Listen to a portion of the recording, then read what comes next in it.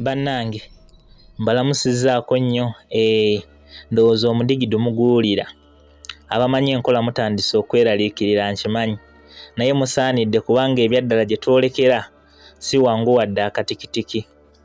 Pawulo kiri mu twabadde omunyuvu obwenkanidde awo ye twamufundikidde. Kati tugenda kuzzaako akatabo Ogwalo Nkeesalukya ak'omulundi ogwokubiri akajjudde okunyuma, obunkenke, okutya, okweraliikirira n'okuluma obugigi nnantageraageranyizika. Wabula ndowooza nti kisaanidde mu ddakiika nga 2 nsooke mbatemeretemere mu kitundu oba mu katabo Ogwalo Nkeesalukya ke twasooka olwo ndyoke ngatteko kano.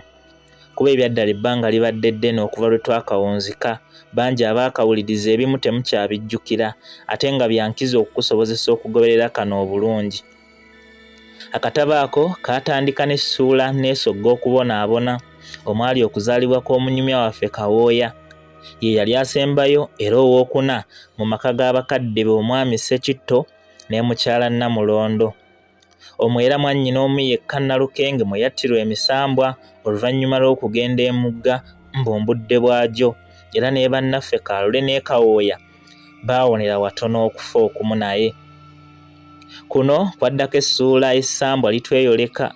Bannaffe bwe baagenda mu kibira okutyaba enku, omu n'ategeeza nga mbu ye bwe yali talabanga ku musambwa, wabula aba akyayogera essuta ne liva mu kati akatono ddala ne libayita wakati n'ekyaddako buli omu kubuzibwawo, wabula oluvannyuma ne badda nga bonna bajjudde emisale. Eyo bwe twagifundikira twazzaako ey'okusatu tuzuukusa eddambo. Kawooya ne munne Ssempa bwe baakoppa eby'omusezi eyasimba akati ku malaalo g'akakembo era ne bamuyita n'ayanukulira mu ntaana. Tujjukira akasattiro akaaliwo nga badduka era munnaffe Kawooya n'omulambo gwamulinnyako ku mugongo ate ye munne emagombe yasimbayo kitooke, muganga ye yayamba. Okuva ku eyo awo waddawo essuula tuzimba mu kkubo ly'emisambwa. Bannaffe bwe baayagala okuzimba ekiyungu oluvannyuma lw'okusoomoozebwa omusezi nga bafumbira wabweru eyali yeekwese mu muti. Wabula ebyembi nti ate bwe baazimba mu kkubo lya misambwa egyabalagira okukizimbulawo nga kijje kizimbibwe.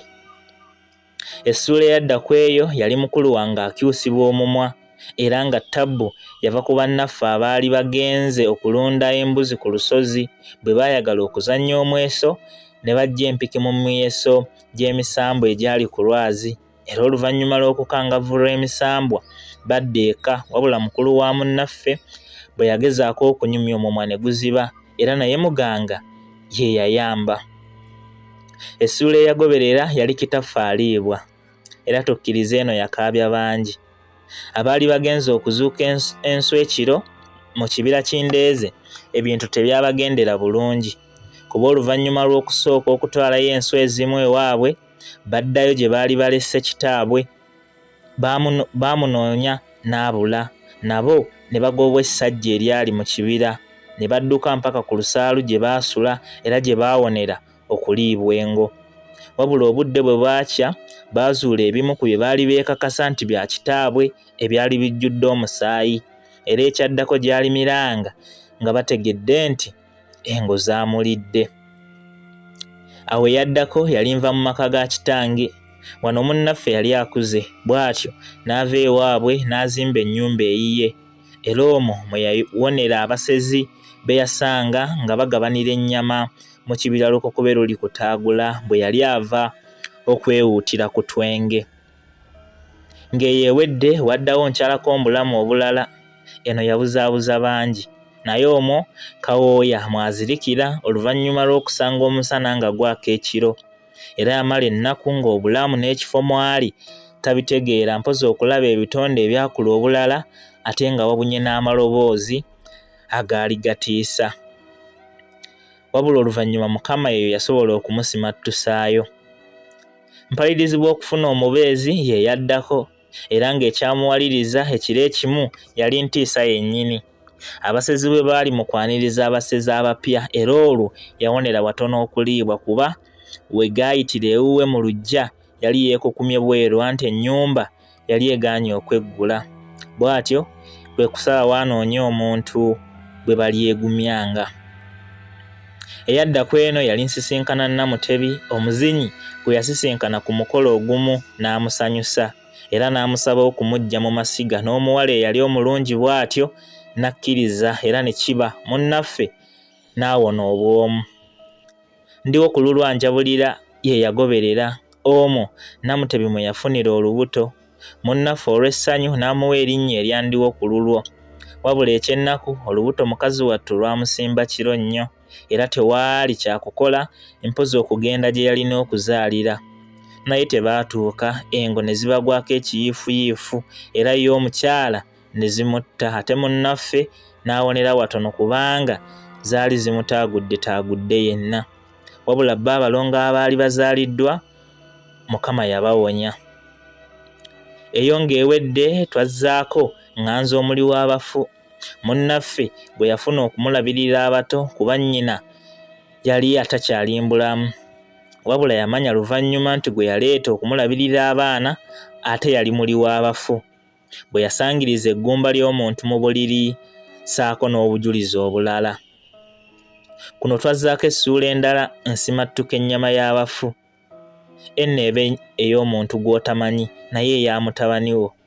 Anti omulongo wa Sswa bwe yagwibwa ekimbe ekyamutta, omukyala ono yamuziikula n'amutwala ewaabwe ne bamulya, ate mu kudda nebba n'amuleetera ku nnyama gye yasooka okulimba mbu yali ya nte.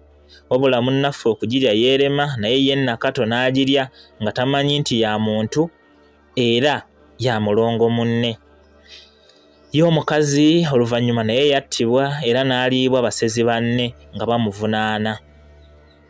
Entuuko zinsinkanya n'omusambwa ye yaddako era omwo munnaffe yali afuuse waddanga mwe yalondera ekkubo ng'amanyi ategudde muwala wa bulijjo mpozi essambwa, era lyamutulugunya ekiro kyonna nga lyagala okumwagula n'okwagala okumuyingiza akaboozi k'ekikulu. Naye kaali kaboozi oba gwali guboozi? Eyo twagifundikira essambwa eyo limulagidde alivuge alizzeeyo gye yali alijje, wabula ng'alibukunya. Essuula eyaggalawo akatabo kaffe ako njawulira Nkeesalukya. Munnaffe oluvannyuma lw'okukuŋŋaanya ebibonoobono ebyo byonna yasalawo n'adduka Nkeesalukya, wadde kyali kyogerwa nti kirimu okufa kasita weetantalanga okukola kino. Naye yakikola nga mpaawo gw'abuulidde era yasenguka kumu ne muwala we Nakato omu gwe yalina n'asenga ku mutala Kyengerere ogwali ewala ennyo, era awo wennyini we twaggalira akatabo kaffe ako. Ndowooza nti omujjukizo ojjukidde era naawe abadde tawuliranga katabo ako ndowooza nti ngezezzaako okukusiigira ekifaananyi ekigenda okukuyamba okugoberera akatabo ke twolekera Ogwalo Nkeesalukya ak'omulundi ogwokubiri obulungi nga tolina nnyo bye weebuuza. Sigenda na kusiibula kubanga mu lutemya lwa liiso ngenda kuba nkomyewo nga nsumulula busumuluza akatabo kaffe ako Ogwalo Nkeesalukya, wabula mwesibe bbiri.